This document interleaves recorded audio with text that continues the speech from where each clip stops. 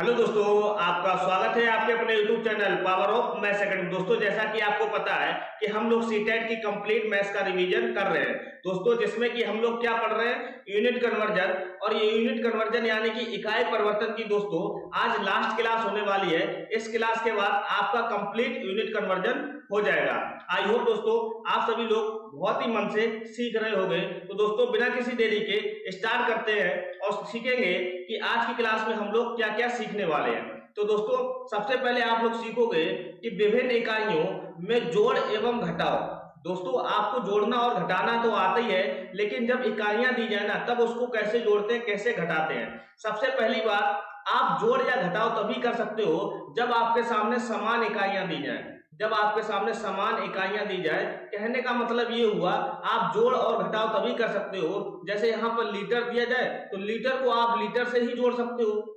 इतनी बात समझ गए। ऐसा नहीं होगा कि इधर लीटर दिया गया है और इधर ग्राम दिया जाए, तो लीटर को ग्राम से आप लोग नहीं जोड़ सकते हो। ठीक है, जोड़ या घटाव आप तभी कर सकते हो जब आपके सामने इक्वल यूनिट्स दी जाए। समझ रहे हो बात को। जैसे यहाँ पर पहला एग्जांपल दे रखा है कि 15 लीटर 750 मिलीलीटर व 9 लीटर 200 मिलीलीटर को जोड़े। तो मैंने बोला समान इकाइयों को ही आप जोड़ते हो। देखो यहाँ लीटर है तो इधर भी क्या है, लीटर है। ध्यान से देखो कैसे लिखेंगे।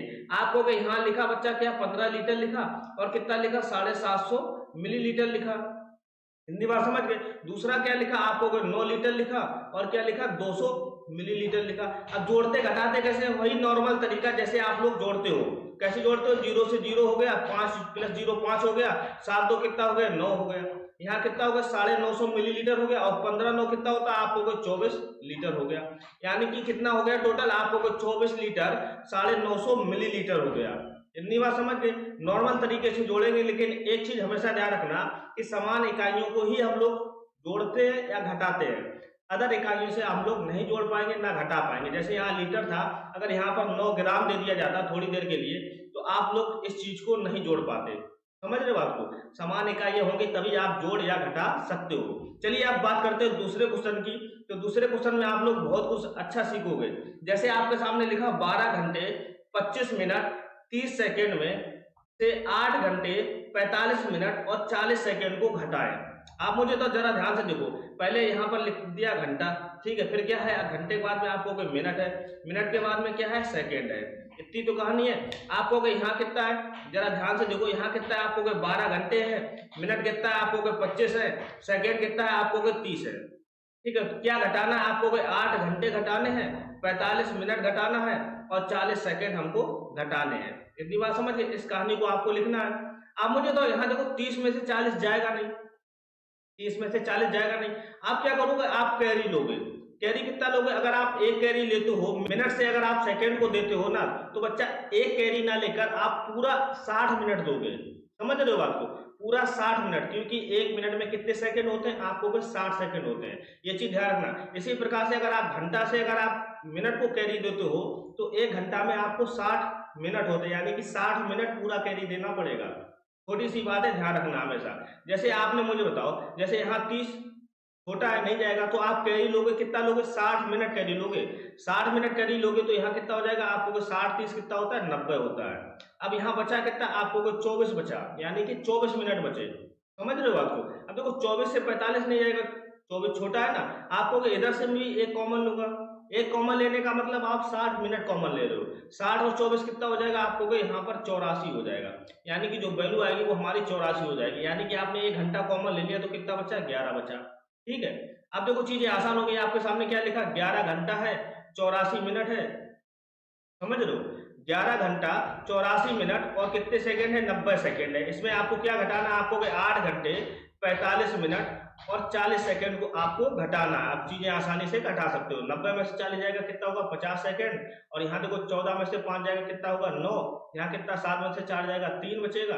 11 में से 8 जाएगा कितना, 3। यानी कि 3 घंटे 39 मिनट और 50 सेकंड आपको आंसर मिलेगा। आई होप आपको घटाने की प्रक्रिया समझ गए होंगे। जैसे आपने लीटर से अगर आप एक कैरी लेते हो, यानी कि मिलीलीटर में जाते हो ना बच्चा, तो आप मुझे बताओ, जैसे थोड़ी देर के लिए आप मुझे बताओ, जैसे यहाँ किलोग्राम दिया जाता है, ठीक है, किलोग्राम और यहाँ ग्राम। अब किलोग्राम से अगर आप 1 कैरी लोगे तो बच्चा कितना कैरी लोगे, आप लोगे 1000 ग्राम कैरी लेंगे, समझ गए। 1 किलो में कितने ग्राम होते हैं, 1000 ग्राम होते हैं, तो टोटल 1000 ग्राम आपको कैरी लेना पड़ेगा, ना कि सिर्फ 1 कैरी लेना पड़ेगा। आई होप आपको बहुत ही अच्छी तरीके से समझ में आया होगा। चलिए नेक्स्ट कॉन्सेप्ट के बारे में समझते हैं। नेक्स्ट कॉन्सेप्ट हमारा क्या कहता है कि आयु की गणना। आपको कभी कभार एग्जाम में आयु की गणना भी बता देता है कि बताओ आप कितने साल के हो गए। जैसे यहाँ पर लिखा है 25 फरवरी 2016 में से 4 दिसंबर 1984 को घटाइए। आपको पता चल जाएगा, इस टाइप से सवाल एग्जाम में देखने को मिलते हैं। कभी कभार आप जब फॉर्म भरते हो तो आपको पता चलता है कि अच्छा हमारी जो एज है वो कितनी हो गई है, हम कैसे घटाएंगे। तो उसमें भी यही तरीका आप लोग अपना सकते हो। कैसे अपनाओगे, सबसे पहले आपको क्या लिखना पड़ेगा, आपको वर्ष लिखना पड़ेगा, ठीक है। वर्ष के बाद में क्या लिखना होता है, उल्टा लिखना होता है, यहाँ महीना लिखना होता है, महीना के बाद में दिन लिखना होता है। ये तरीका अपनाओगे आप आसानी से आयु वाली चीजें घटा सकते हो। जैसे वर्ष यहाँ कितना है, आपको 2016 है, महीना कौन सा है, आपको दूसरा महीना है, ठीक है, फरवरी है ना, दिन कौन सा, आपको 25 दिन है। अब देखो यहाँ 4 दिसंबर 1984 यानी कि 4 दिन है, और दिसंबर क्या महीना कितना होता है, आपको 12 महीना होता है, 1984 लिख देंगे, ठीक है। अब क्या कह रहा है, घटाना है। आप मुझे तो जरा ध्यान से, 25 में से 4 घट जाएगा आसानी से, 25 में से 4 जाएगा, कितना बचेगा, 21 बचेगा। लेकिन आप मुझे बताओ 0-2 महीना से 12 महीना नहीं घटा पाओगे, यानी कि मैं यहाँ से 1 कैरी लूंगा, 1 कैरी मतलब 1 साल कैरी लूंगा, और महीने में कन्वर्ट करूंगा तो 12 महीने होते हैं, समझ रहे हो। इस प्रकार से आप कैरी लेना घटाने के। जब भी आप घटाओ तो कैरी का आप लोग विशेष ध्यान रखना। 1 साल अगर आप कैरी लोगे यानी कि 12 महीने, तो यहाँ कितने हो जाएंगे, आपको कोई 14 महीने हो जाएंगे। और यहाँ कितना हो जाएगा, 1 साल कैरी ले लिया आपने, कितना बना दिया, 15 बना दिया। अब देखो 14 में से 12 जाएगा, आप कितना बचेगा, आपको 2 बचेगा, समझ रहे हो बात को। अब यहाँ देखो घटाओ, 5 में से 4 जाएगा कितना, 1, 11 में से 8 जाएगा कितना, 3, समझ गए। यानी कि आप कितने साल के हो गए, आपको 31 साल 2 महीने 21 दिन के आप लोग हो गए हो। आई होप आपको बहुत ही अच्छी तरीके से समझ में आया होगा। चलिए बात करते हैं नेक्स्ट कॉन्सेप्ट की। नेक्स्ट कॉन्सेप्ट हमारा क्या कहता है कि लीप वर्ष को पहचानना। लीप वर्ष को पहचानने के लिए सिर्फ 2 बातें आपको ध्यान रखनी पड़ेंगी बस, और कुछ नहीं। सबसे पहली बात, आपको देखना है कि कोई समय अगर लीप वर्ष है तो आपको देखना है कि क्या वो नंबर 4 से कट रहा है। अगर 4 से पूरा पूरा कट रहा है तो वो हमारा नंबर क्या होगा, लीप वर्ष होगा, ठीक। दूसरी बात यह है कि जब भी आपको शताब्दी वर्ष दिए जाए, शताब्दी वर्ष का मतलब, शताब्दी वर्ष दिए जाए, शताब्दी वर्ष का मतलब समझो जिसके लास्ट में कम से कम 2 जीरो हो। जैसे मैंने बोला कि 1900, जैसे मैंने बोला कि 1600, इस टाइप के जो नंबर्स होते हैं वो क्या होते हैं, शताब्दी वर्ष। कम से कम मतलब 100 तो होना चाहिए, 100 होना चाहिए, यानी कि 2 जीरो लास्ट में होना चाहिए। शताब्दी वर्ष को पहचानना है कि वो नंबर लीप ईयर है कि नहीं है, तो आपको कुछ नहीं करना, सिर्फ 400 से भाग देना है। अगर 400 से पूरा पूरा कट रहा है तो वो लीप वर्ष है, नहीं कट रहा है तो लीप वर्ष नहीं है। ये 2 बातें ध्यान रखना, बस जीवन आपका सरल हो जाएगा, ठीक है। चलिए एग्जाम्पल समझते हैं। क्या कह रहा है कि निम्न में कौन सा लीप वर्ष है। ये देखो शताब्दी वर्ष तो है नहीं, क्योंकि इसमें 2 जीरो है नहीं। अब हमको किससे चेक करना है, 4 से चेक करना है। 4 से चेक करने का नियम क्या है, लास्ट के 2 डिजिट खाली देख लो। मैंने डिविजिबिलिटी रूल बात अच्छे समझाया। देखो 4 दूनी 8, 4 चौको 16 कट रहा है, इसका मतलब ये हमारा शताब्दी वर्ष है। अब देखो यहाँ देखो शताब्दी वर्ष है कि आपको 2 जीरो आ रहे, बीच में नहीं आने चाहिए, लास्ट में 2 जीरो आने चाहिए, तभी तो शताब्दी होता है, तभी तो गुणा 100 का होता है। 1900 को आप कैसे लिख सकते हो, 19 गुणे 100, इसमें भी गुणा 100 का होता है, वो हमारा शताब्दी वर्ष होता है। इसमें देखो 2001 को ऐसे नहीं लिख सकते हो ना, गुणे के फॉर्म में, गुणे 100 के फॉर्म में नहीं लिख पाओगे। इसका मतलब ये, अब हमको किससे चेक करना पड़ेगा, 4 से। 4 से देखो चेक करने के लिए लास्ट के 2 डिजिट क्या 0 क्या 4 से कटता है, आपको नहीं कटता है, इसका मतलब ये हमारा लीप वर्ष नहीं होगा। यहाँ देखो 2500 लिखा, 25 × 100 यानी कि हमको 400 से काट देखना पड़ेगा। 400 से देखने के लिए आप मुझे तो 2500 को अगर आप 400 से विभाजित करते हो, 2 जीरो से 2 जीरो खत्म, क्योंकि 25 क्या 4 से पूरा पूरा काट देगा, 4 6 24 होता है, 25 तो होता नहीं। जब नहीं कटेगा तो वो हमारा लीप वर्ष नहीं होगा। यहाँ देखो 2016 यानी कि लास्ट में 2 जीरो है नहीं, यानी कि हमको 4 से देखना है, तो 4 चौको 16 कट रहा है, इसका मतलब ये हमारा लीप वर्ष है। यहाँ देखो 18 है, 4 से कटेगा, आपको नहीं कटेगा, लीप वर्ष नहीं है। यहाँ कितना है 2800, यानी कि देखो लास्ट में 2 जीरो है, हमको किससे भाग करना है, 400 से देखना है, 400 से देखना है। अगर कट रहा है तो वो लीप वर्ष है, अगर नहीं कट रहा है तो लीप वर्ष नहीं है। देखो 2 जीरो से 2 जीरो खत्म, 4 सत्ते कितना होता है, आपको 28 होता है, कट रहा है, इसका मतलब ये नंबर जो है बच्चा वो हमारा लीप वर्ष है। आई होप आप लोग बहुत ही अच्छी तरीके से समझ गए होंगे लीप वर्ष को पहचानना। सिर्फ आपको 2 बातें ध्यान रखनी है, या तो आपको 4 से कटना देखना है, या आपको 400 से देखना है। 400 से कब देखना है, जब वो शताब्दी वर्ष हो, ठीक है। नहीं तो शताब्दी वर्ष नहीं है तो आप किससे चेक करोगे, 4 से ही सिर्फ चेक करोगे। दो बातें चेक करनी है, अगर कट रहे हैं तो लीव वर्ड्स है, अगर नहीं कट रहा है तो लीव वर्ड्स नहीं है। आई होप आपको समझ में आया होगा। नेक्स्ट पॉइंट के बारे में बात करते हैं। नेक्स्ट पॉइंट हमारा क्या कहता है कि विभिन्न इकाइयों की प्राकृतिक संख्या से गुणा करना। कैसे प्राकृतिक संख्या से गुणा करेंगे?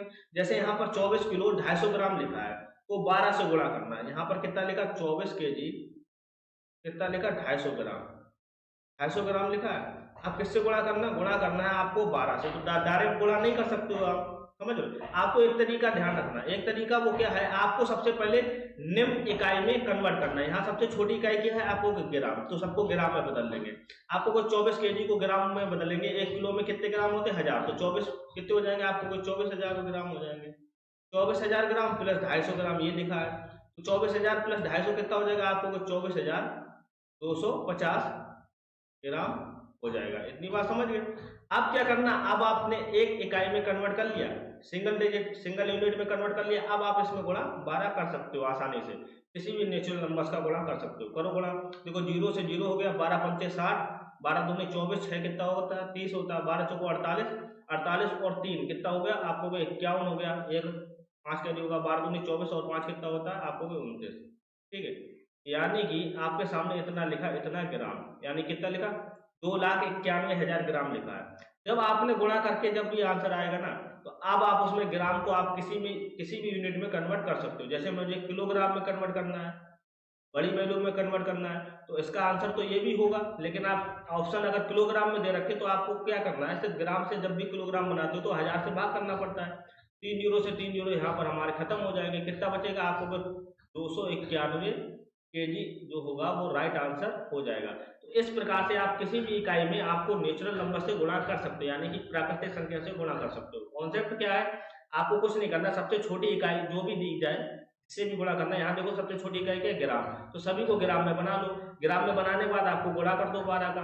फिर आपके सामने जो भी ऑप्शन दिए जाए, चाहे ग्राम दिया जाए तो आंसर तो हमारा यही होगा ग्राम में, अगर किलोग्राम दिया जाए तो आप कन्वर्ट कर लो, या किसी भी यूनिट में दिया जाए तो आप उसे आसानी से कन्वर्ट कर सकते हो। ये मैंने क्लास 1 में बहुत ही अच्छे से सिखाया है यूनिट कन्वर्जन के बारे में। आई होप आपको दोस्तों ये हो गया कंप्लीट रिवीजन यूनिट कन्वर्जन का। आई होप दोस्तों आपको सभी क्लास बहुत ही शानदार लगी होंगी, और मैं यकीन कहता हूं अगर आपने टोटल क्लास देख ली ना, तो आपका क्वेश्चन जो है ना एग्जाम में 1% भी गलत नहीं होने वाला, 100% आपका सही होगा ही होगा। आई होप दोस्तों आपको ये सेशन पसंद आया हो, तो प्लीज लाइक, शेयर और सब्सक्राइब जरूर कर देना।